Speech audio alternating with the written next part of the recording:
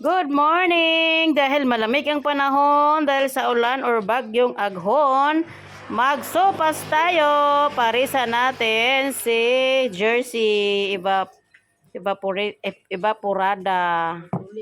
Ayan, luto na ang ating pasta. Diba? May kanya-kanyang version. Humok na. Alamin na kayo.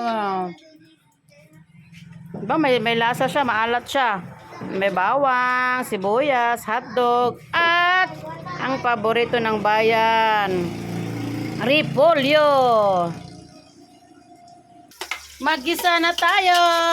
Ayan, ang ganda ng apoy. Walang problema kahit tag-ulan.